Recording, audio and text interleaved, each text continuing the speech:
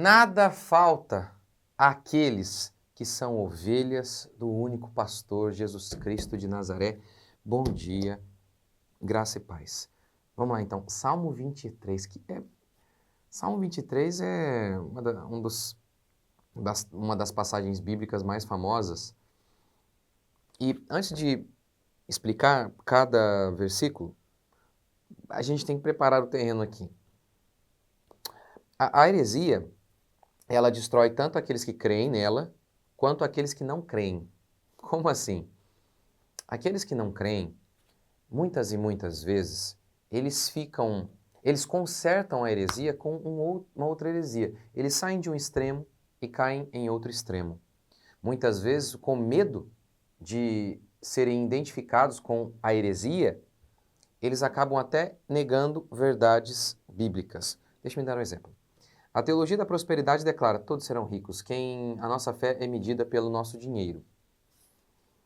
Isso é mentira, é óbvio que é mentira. Paulo morreu pobre e ele era cristão. Lázaro morreu na sarjeta e ele era cristão e ele foi diretamente para a glória. Isso, então, é mentira. Mas, então, isso aqui é o erro, a teologia da prosperidade. E aí os cristãos, muitas vezes, para consertar isso aqui, eles acabam negando que Deus é provedor. Como nessa parábola, ou nesse salmo. Davi vê aquilo que ele faz pelas ovelhas, ele diz: o que eu faço pelas ovelhas, Deus faz por mim. Ele me leva a pastos verdejantes. É claro que acho que não tem como interpretar isso aqui de outra maneira, a não ser que o que é o pasto para a ovelha? É a comida, é o arroz e o feijão para nós. De que Deus supre as nossas necessidades materiais. Então Deus é provedor. O Senhor é meu pastor, nada me faltará. Então ele está prometendo que sim, Deus supre as nossas necessidades financeiras. E se você duvida disso, a gente ainda pode, por exemplo, pegar Jesus em Mateus, quando ele diz: não ande ansioso pelo que haveis de comer, beber ou vestir, porque o vosso Pai sabe de todas essas coisas, ele vai suprir as suas necessidades. E aí, então, por conta da teologia da prosperidade, nós nos esquecemos que Deus é sim provedor e que ele prometeu suprir as nossas necessidades. Outro exemplo. Nas falsas igrejas só se fala de amor e nada sobre arrependimento. Esse é a heresia. E aí os pastores, com medo de serem identificados com a heresia, eles nunca falam sobre amor. Eles falam apenas sobre arrependimento. E se esquecem do amor de Deus, do cuidado de Deus, da graça de Deus, da bondade de Deus. Ou pense na hipergraça, aquela doutrina pregada por muitos pastores que só fala de graça, que tem a ver um pouco isso aí também, do amor. Só amor, só love, é a pregação só love. Ficam com tanto medo de serem identificados com o pessoal da hipergraça que não pregam sobre a graça. E acabam se tornando fariseus. Se a hipergraça é uma heresia, o farisaísmo também é. Tá vendo como que é tão complexo as coisas? Nós muitas vezes podemos ficar tímidos em relação às promessas de Deus para o seu povo por conta daquela falsa igreja que só fala de bênção. Só fala de bênção, tudo é em torno da bênção. E bênção material, enfim. E aí, por conta disso, ficamos tímidos em relação às promessas de Deus sobre nós. Aqui, o Senhor é meu pastor, nada me faltará. Como podemos esvaziar essa promessa? Como podemos tornar essa promessa algo tão pequeno? Nós podemos fazer isso quando nós ficamos tímidos por conta dos falsos pastores. Já que eles pregam certas heresias e muitas heresias, nós consertamos as heresias deles em relação às falsas promessas, eles fazem falsas promessas e nós consertamos essas falsas promessas com promessa nenhuma. Deus não tem mais promessa em relação ao seu povo. Portanto, o que a gente precisa é não ficar com medo. A gente tem que combater a heresia, mas de maneira bíblica, e não de maneira farisaica, e caindo em outro extremo. Porque isso aqui é promessa de Deus para nós, que Ele é o nosso pastor, que Ele ama o seu povo, que ele vê o seu povo como uma ovelha mesmo, frágil, que Ele precisa cuidar, guiar, alimentar, refrigerar a alma. Essas são as promessas a nosso respeito. Então, este é um salmo espetacular, que nós precisamos nos apropriar disso. Veja as promessas aqui. Do que não vai faltar? Pastos verdejantes, água tranquila, comida e bebida. Deus vai prover. refrigério na alma. Ele renova a minha alma, ou na versão revista atualizada, refrigera a minha alma. Que é a ideia mesmo, a ovelha num dia andando ali, num dia de calor, aí ela chega no riacho e... Ou seja, ele está prometendo que Deus, ele não apenas cuida do nosso corpo, mas também da nossa alma. É isso que ele está dizendo. É isso, ele refrigera a alma, ele não apenas sustenta o estômago, mas ele também refrigera a alma. É a promessa de que Deus, ele alimenta o nosso estômago e também a nossa alma. De que Deus é provedor de tudo aquilo que a gente precisa para viver. Assim como o bom pastor faz tudo para que a ovelha viva, o nosso Deus também. Ele provê tudo aquilo que a nossa alma precisa. Vamos dar um exemplo disso, de refrigerar a minha alma? As promessas bíblicas de que Deus é o nosso consolo. O salmista declara, o Senhor é socorro bem presente na hora da angústia. Jesus disse que o Espírito Santo é o Consolador. Essa é uma outra promessa, de que Deus é o nosso Consolador, de que Deus nos ama, de que Deus é conosco. Refrigera minha alma, vai. De alegria, promessa de alegria, mesmo em meio a circunstâncias mais difíceis. Abacuque, ainda que a figueira não floresça, ainda que não tenha nada, é o caos total, o campo não produza mantimento, ovelhas arrebatadas do aprisco, todavia eu me alegrarei em ti. Num ambiente em que ninguém costumaria se alegrar, ele se alegra. Por quê? Porque o Senhor refrigera a alma. Porque o Senhor, ele sustenta a nossa alma. Ele nos dá alegria. Ele é o nosso consolo em meio à dificuldade. Uma outra maneira de se refrigerar a alma. Davi, puseste mais alegria no meu coração do que a alegria deles quando lhes há fartura de cereal e de vinho. Essa é uma maneira. Como que ele preenche a nossa alma?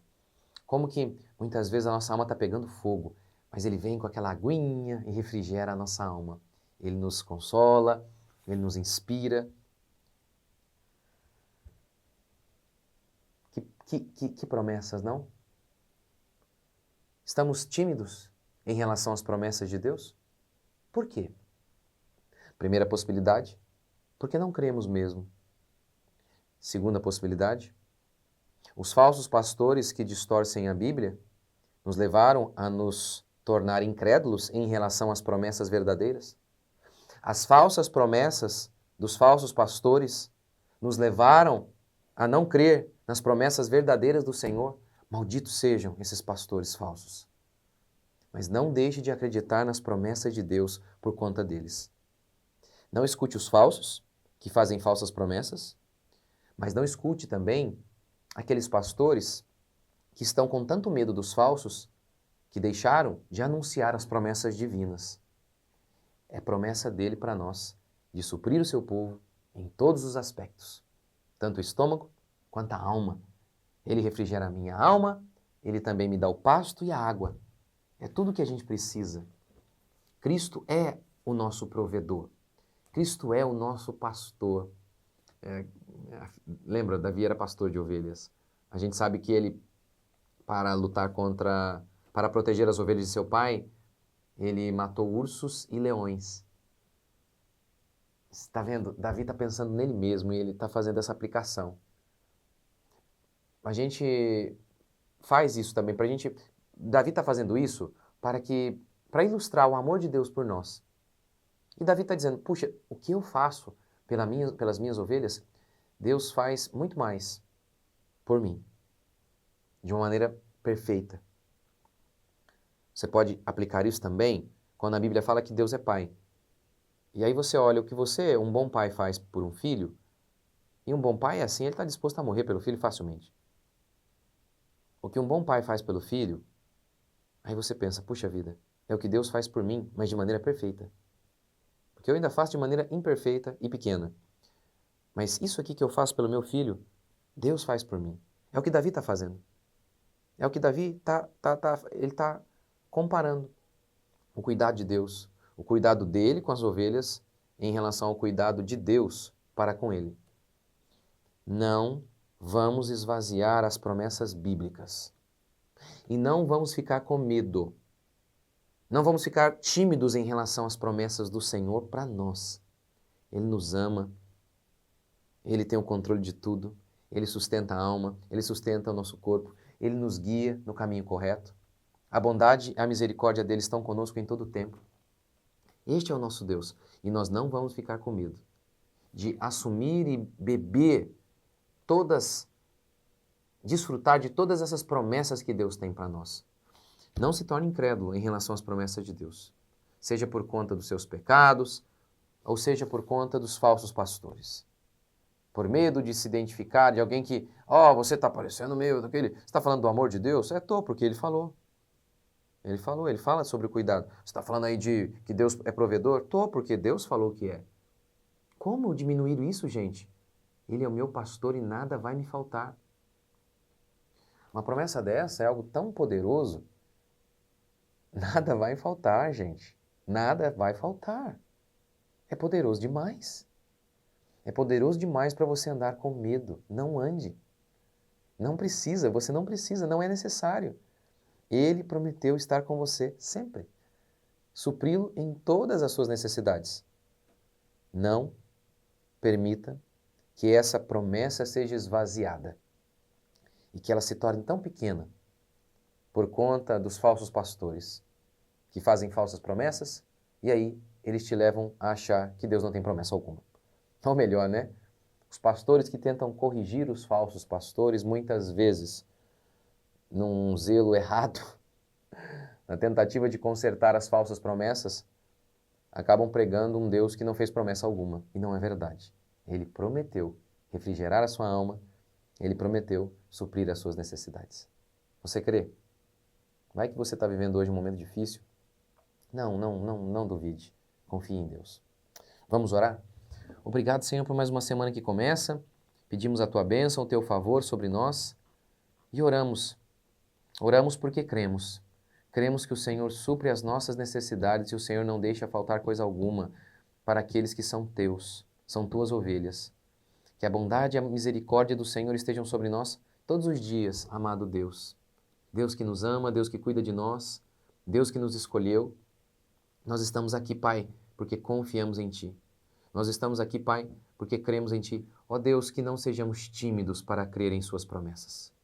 Que não sejamos tímidos para crer em Suas promessas. Malditos sejam os falsos pastores que fazem falsas promessas. Malditos sejam aqueles também que acabam esvaziando as Tuas promessas e pregam um Deus que não fez promessa alguma. Não, nós não vamos crer em nenhum desses, mas vamos crer em Tua santa e bendita palavra. E o Senhor prometeu suprir as nossas necessidades. O Senhor prometeu consolar as nossas almas, nos fortalecer no dia da adversidade, porque o Senhor é socorro bem presente na hora da angústia. O Senhor é aquele que alegra as nossas almas, mesmo quando temos pouco.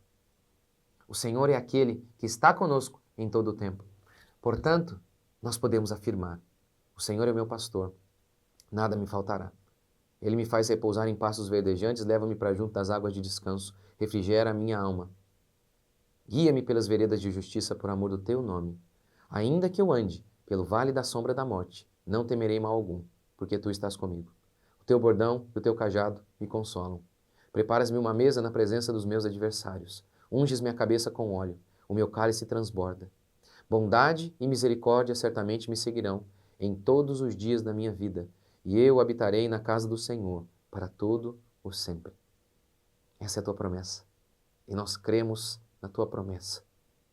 Nós cremos no Senhor. O Senhor é o nosso Deus. Nós cremos no Senhor. O Senhor é o nosso pastor.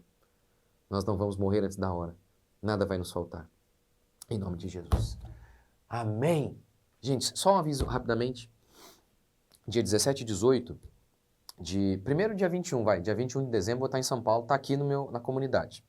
E dia 17 e 18 de janeiro, a grande conferência do Legado Cristão em São Paulo, entrada gratuita. Mas você tem que fazer a inscrição, está aqui também aí, ou entra lá no Insta do Legado. Lá no Legado, eu vou lançar um novo curso, mas só para 300 pessoas. E a gente vai encerrar esse curso aqui na minha cidade, com um final de semana aqui. Aqueles que puderem vir, obviamente. Vou passar o final de semana aqui respondendo, estando com vocês, respondendo perguntas, e vai ser muito legal. O que é esse novo curso? Eu ainda estou pensando no nome, sei lá, como ser inteligente, alguma coisa assim. Como isso serve tanto para adultos, tanto para aqueles que querem ser pastor, quanto para as crianças, para meninos acima de 12 anos. Você pode adquirir o curso e toda a família fazer o curso. Mas isso aqui, o meu objetivo com esse curso, é dar para todos, principalmente para os jovens, essa capacidade, seria dar a ferramenta, sabe? Para eles analisarem as coisas, não serem burros, não serem enganados. Como de fato a gente é inteligente? Porque ser inteligente não é ler 1000 livros. É ter uma estrutura correta de pensamento. É sobre isso que eu quero falar. Né? Seria como assim, ó, aqui tem os livros, é o que vem antes ainda. Como pensar de maneira correta. Como ser inteligente de fato e interpretar a realidade e as coisas que nos cercam. Isso que eu quero fazer é exatamente isso, é dar a vara para o seu filho. Para que ele possa ser, de fato, ter uma mente correta, uma perspectiva correta das coisas. Então esse é o meu grande objetivo com esse curso. É algo que na realidade eu faço aqui com os jovens da minha igreja. E, puxa vida, isso vai preparar os jovens para ser pastor, para serem, quem sabe, aí os novos vereadores, os líderes deste mundo, os empresários, empreendedores. Olha, eu acho que é o curso assim que eu mais me animei de todos, acho que talvez o mais importante até. Os 4 cursos, as pessoas são tão felizes ao relatarem a experiência deles a concurso, mas isso vai ser algo tão poderoso, serve para qualquer um, tá? Principalmente para vocês, serve para vocês que fazem homeschooling ou não, tá bom?